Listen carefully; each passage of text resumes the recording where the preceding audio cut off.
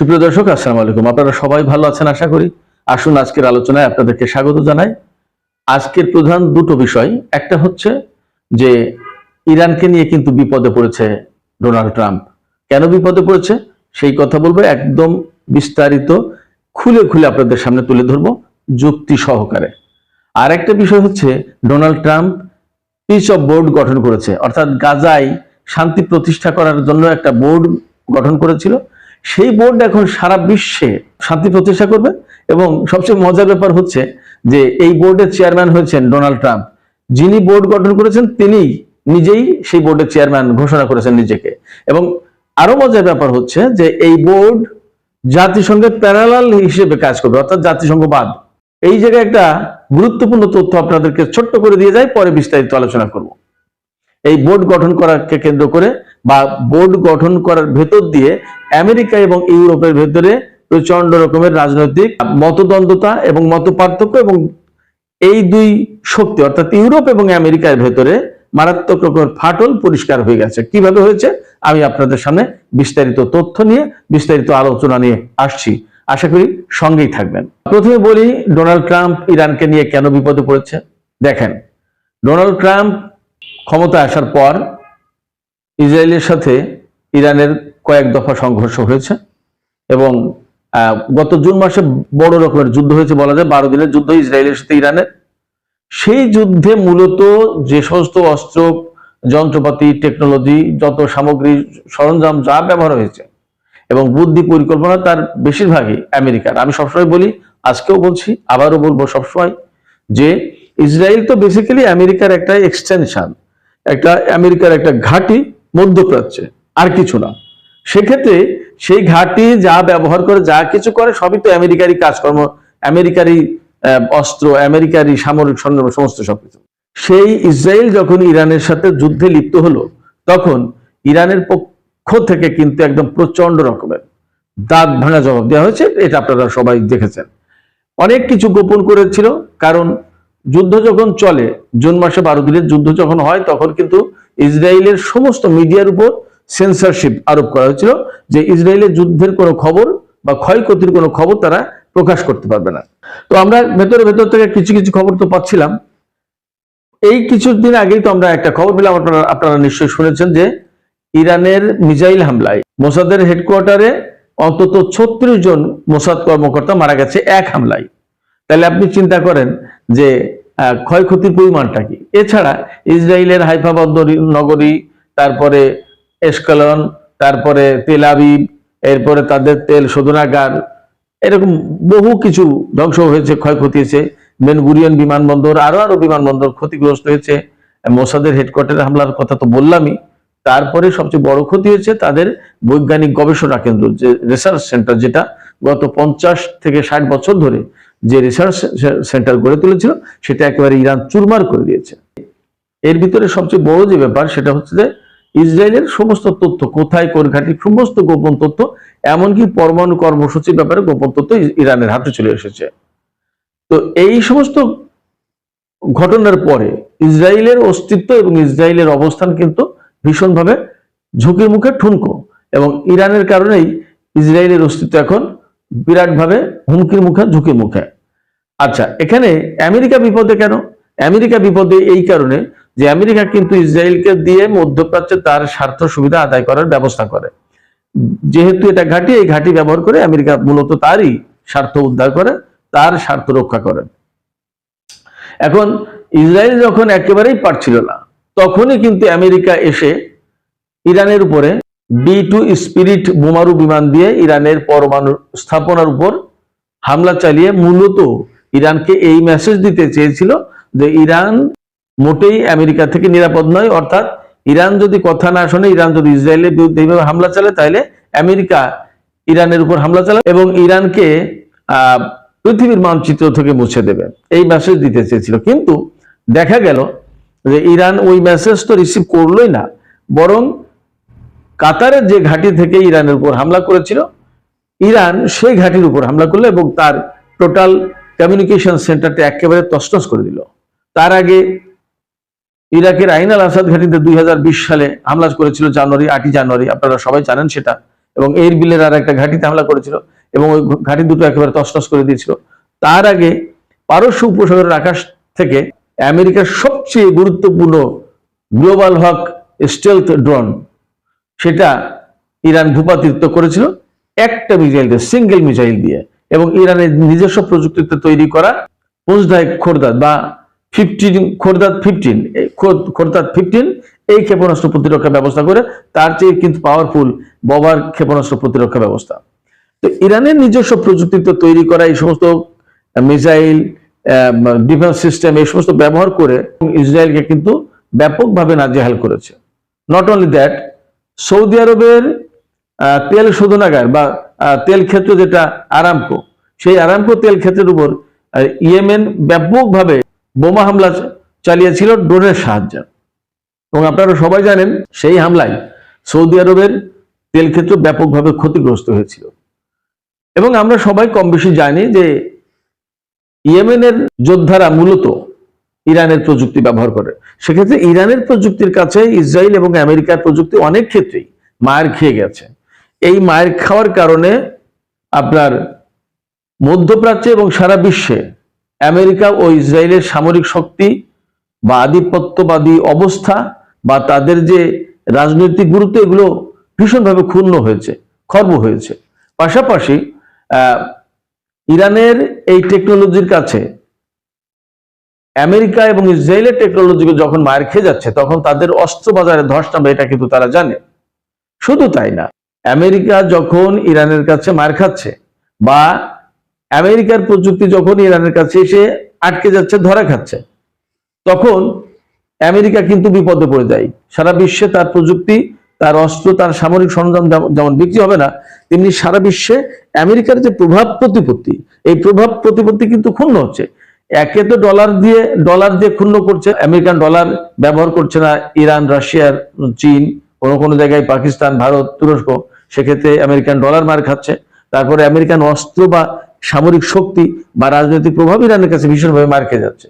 এই সমস্ত জায়গা থেকে ইরানকে একটা শায়েস্তা করার একটা খায়েশ ডোনাল্ড ট্রাম্পের ভেতরে আছে এবং রাজনৈতিক তাগিদ আছে। অর্থাৎ আমেরিকা যদি ইরানকে শায়েস্তা করতে না পারে, তাহলে তো ইরান 2 দিন পরে মোটেই কথা শুনবে না। এত বছর তো কথা শোনেই না, কিছুদিন পরে ইরান আমেরিকাকে থোড়াই কেয়ার করবে এবং সারা বিশ্বের বিভিন্ন দেশ আমেরিকাকে কিন্তু গণ্য করবে না, মান্য করবে না। এই যে বিপদ, এই বিপদ থেকে রক্ষার জন্য ইরানকে একটা শাস্তি দেওয়া বা ইরানের উপর হামলা চালানো এখন মোটামুটি ভাবে আমেরিকার উপর ফরজ হয়ে গেছে। কিন্তু এই ফরজ আদায় করতে পারছে না খুব একটা, কারণ আদায় করতে গেলেই তো ইরান পাল্টা হামলা চালাবে, আমেরিকার উপরেও হামলা চালাতে পারে, ইসরায়েলের উপর তো হামলা চালাবে। আমেরিকার প্রেসিডেন্ট ডোনাল্ড ট্রাম্প বলেছে গত পরশুদিন যে ইরানকে পৃথিবীর বুক থেকে মুছে দিতে হবে। এখন এই পৃথিবীর বুক থেকে মুছে দিতে গেলে ইরানের উপরে মারাত্মকভাবে হামলা চালাতে হবে, এমনকি পরমাণু বোমা হামলা চালানোর প্রশ্ন। আমি এই জায়গায় আপনাদেরকে বলি যে ইরানের উপরে যদি পরমাণু বোমা হামলা চালানোর চেষ্টা করে, তো ইরানও পাল্টা জবাব তাই দিয়ে দেবে সম্ভবত। কারণ ইরান সবসময় বলে আসছে যে আমেরিকা বা ইসরায়েল যেভাবে হামলা চালাবে তারা সেইভাবে পাল্টা জবাব দেবে, ইরান সেইভাবে পাল্টা জবাব দেবে। তাহলে কি দাঁড়ায়? এবং আমি আপনাদেরকে আরেকটা কথা বলি, ইরানের একজন সামরিক কর্মকর্তা যিনি গত জুন মাসের যুদ্ধে শহীদ হয়েছেন, তিনি বলেছিলেন, মেজর জেনারেল আমির আলী হাজিজাদে, তিনি ছিলেন ইরানের এরোস্পেস ডিভিশনের প্রধান, তিনি বলেছিলেন ইরানের হাতে পরমাণু প্রযুক্তির চেয়ে বেশি কিছু আছে। এবং এই কথা ঘোষণার একদিন পরেই তাকে ইরানের সর্বোচ্চ সামরিক পুরস্কার দেওয়া হয়েছিল। তাহলে আপনারা বুঝতেই পারেন, সেক্ষেত্রে আমেরিকা ইসরায়েল চাইলেই কিন্তু এখন ইরানের উপর হামলা করতে পারছে না। আবার হামলা যদি না করে, ইরানকে যদি তাদের মতো করে শাস্তি দিতে না পারে, বাগে আনতে না পারে, তাহলে ইরান তো কথা শুনছে না, অন্যরাও কথা শুনবে না। তাহলে এই আমেরিকার কর্তৃত্ব সারা বিশ্বের চ্যালেঞ্জের মুখে পড়বে, হুমকির মুখে পড়বে। 2 দিন পরে আরব দেশগুলো কথা শুনবে না। এখন দেখেন না, অনেক দেশ কিন্তু আমেরিকার কথা শোনে না। যেমন ইরানের উপর যখন হামলা চালাবে, তখন সৌদি আরব অন্যান্য দেশের আমেরিকাকে সহযোগিতা করার কথা ছিল, যেটা ইরাকের উপর হামলার সময় করেছিল। কিন্তু এখন সহযোগিতা না করে বরং তারা চাইছে যে এখন ইরানের উপর হামলা করা যাবে না, এবং ট্রাম্পকে বারবার পিছানোর ব্যবস্থা করেছে এবং ট্রাম্প অ্যাকচুয়ালি পিছিয়েছে। সেক্ষেত্রে অনেক দেশ কিন্তু এখন আমেরিকার প্রভাব বলয়ের ভেতরে নেই। শুধু তাই না, চীনের মধ্যস্থতায় সৌদি আরবের সাথে ইরানের কূটনৈতিক সম্পর্ক প্রতিষ্ঠা হয়েছে এটা কিন্তু অনেক বড় ডেভেলপমেন্ট, অনেক বড় ঘটনা। সেক্ষেত্রে আমেরিকা বিপদে। এখন এই বিপদে পড়ার কারণে তাই বলে কি আমেরিকা ইরানের উপর হামলা চালাবে না? কি মনে হয় আপনাদের? আমি আপনাদেরকে বলি আমার আশঙ্কার কথা। সেটা হচ্ছে এই ডোনাল্ড ট্রাম্প ভীষণ ধুরন্ধর লোক, খুবই চালাক, এবং তার মতো করে তার স্বার্থ উদ্ধারে তার চেয়ে বড় বেশি পারদর্শী লোক খুব কমই আছে বলে আমার মনে হয়। আপনারা খেয়াল করে থাকবেন, ডোনাল্ড ট্রাম্পের সময় কিন্তু কাসেম সোলাইমানিকে হত্যা করা হয়েছে, অনেক গুরুত্বপূর্ণ ঘটনা ঘটিয়েছে। এবং এই যে জুনের যুদ্ধ যেটা হলো, ইসরায়েল সবচেয়ে মারাত্মক হামলা চালালো ইরানের উপর, এবং বড় রকম একটা যুদ্ধ হয়ে গেল, এবং ইরানের উপরে ইরানের পরমাণু স্থাপনায় সরাসরি বোমা হামলা চালালো এই ডোনাল্ড ট্রাম্পের সময়। সেক্ষেত্রে ডোনাল্ড ট্রাম্প কোনো মতেই ইরানকে ছেড়ে দেবে না, হামলা চালানোর চেষ্টা করবেই। যদি একেবারে ডাইরেক্ট হামলা চালানো সম্ভব না হয়, তাহলে সে পাকে পাকে থাকবে এবং বুদ্ধি পাকাবে, কখন কোন ভাবে কোন সুযোগে ইরানের উপর হামলা চালানো যায় সেই ব্যবস্থা করবে, এবং সে ঠিকই হামলা চালানোর চেষ্টা করবে। এর পরিণাম কি হবে সেটা পরের কথা। কিন্তু এই জায়গায় যদি ইরান তার অবস্থান খুবই শক্ত রাখে, তাহলে আমার মনে হয় আমেরিকা সেই সাহস করবে না।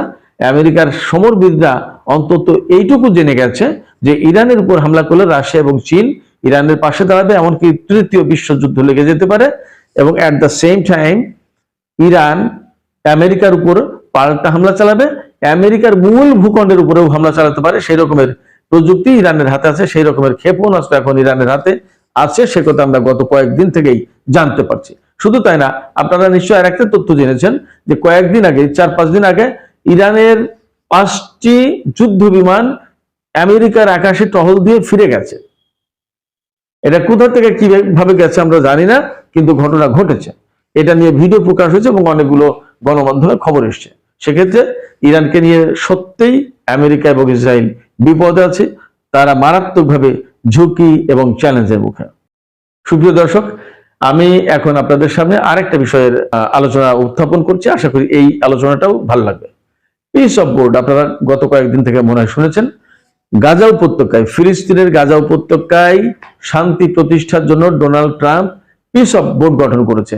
35টা দেশকে দাওয়াত দিয়েছে, রাশিয়াও এই বোর্ডে অংশগ্রহণ করার দাওয়াত পেয়েছে, বাট রাশিয়া কোনো প্রতিনিধি পাঠায়নি। সুইজারল্যান্ডের দাভোস অর্থনৈতিক ফোরামে এই প্রতিনিধিদের নিয়ে পিস অফ বোর্ড গঠন করা হয়েছে। সেখানে ডোনাল্ড ট্রাম্প হচ্ছেন এই বোর্ডের চেয়ারম্যান, তিনি নিজেই বোর্ড গঠন করেছেন এবং তিনি নিজেকে সম্মানিত চেয়ারম্যান ঘোষণা করেছেন, ডোনাল্ড ট্রাম্প যা করেন। এবং তিনি বলেছেন এই বোর্ড অফ পিস গঠন করা হলে এবং গাজা এখন একটা বিউটিফুল জায়গায় পরিণত হবে, ট্যুরিজম থাকবে, অর্থনৈতিক বুম হবে, সুন্দর সুন্দর বড় বড় অট্টালিকা থাকবে, আরামায়েশ, কৃষি ব্যবস্থা, ট্যুরিজম, বিলাস ব্যবসা, বহু কিছু থাকবে। কিন্তু গাজা বা ফিলিস্তিন কি একটা স্বাধীন রাষ্ট্র হবে? গাজা কি স্বাধীনতা পাবে? ফিলিস্তিন কি স্বাধীন হবে, স্বাধীনতা পাবে? পাবে না।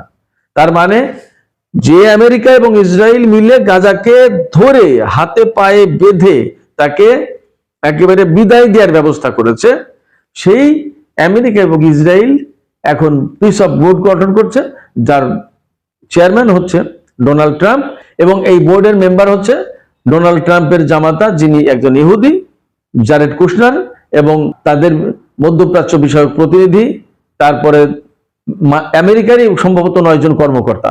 এরপরে এই বোর্ডে যোগ দিয়েছে পাকিস্তান, তুরস্ক, সৌদি আরব, সংযুক্ত আরব আমিরাত, কাতার, বাহরাইন, তারপরে আপনার Kazakhstan, Uzbekistan, Armenia, Azerbaijan, Bulgaria, Hungary, এরপরে আপনার আর্জেন্টিনা, আর্মেনিয়া, মরক্কো, মিশর, এরকম অনেকগুলো দেশ, ইন্দোনেশিয়া, এই সমস্ত দেশ আছে।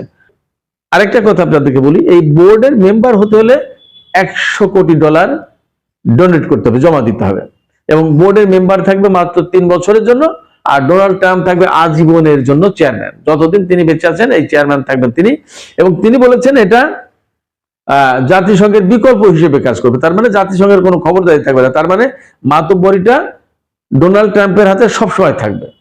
আমেরিকার প্রেসিডেন্ট যেই হোক না কেন ডোনাল্ড ট্রাম্পের চেয়ারম্যান, আপনারা সিস্টেম বোঝেন। এবং টনি ব্লেয়ার এই বোর্ডের মেম্বার, টনি ব্লেয়ারকে করা হয়েছে। টনি ব্লেয়ার হচ্ছেন কে? যে মিথ্যা কথা বলে ইরাকে যুদ্ধ শুরু করেছিল জর্জ বুশের সাথে, যে ইরাকটাকে ধ্বংস করে দিয়েছে। তো সেই ক্ষেত্রে আপনারা বুঝতেই পারেন যে এই পিস অফ বোর্ড কি হতে যাচ্ছে। এবং এখানে যে সমস্ত মুসলিম দেশ যুক্ত হয়েছে তাদের বেসিক্যালি কোনো কর্তৃত্ব থাকবে না, তাদের কোনো সে খুব বেশি একটা থাকবে না। তারা নাম কষ্টে থাকবে, যাবে, সই করবে, 3 বছর পরে সদস্য পদ শেষ, আবার রিনিউ করতে হবে। এবং কোন শর্তে আবার যদি বলে যে আবার টাকা দিতে হবে, তাহলে সেটা তাই করতে বাধ্য হবে। এবং ডোনাল্ড ট্রাম্প যা বলবে, ডোনাল্ড ট্রাম্প যা করবে সেটাই তো ফাইনাল। আরেকটা কথা বলি, আপনারা নিশ্চয়ই জানেন যে ডোনাল্ড ট্রাম্প কিন্তু বড় ব্যবসায়ী। টাকা কিভাবে আদায় করতে এবং টাকা কিভাবে ইনভেস্ট করতে এবং টাকাকে কিভাবে লাভজনক পর্যায়ে নিয়ে যাওয়া যায় সেটা খুব ভালো জানে। অতএব এই বোর্ড অফ পিস যেটা করা হলো সেটা শুধু গাজার জন্য না, সারা বিশ্বে শান্তি প্রতিষ্ঠার জন্য।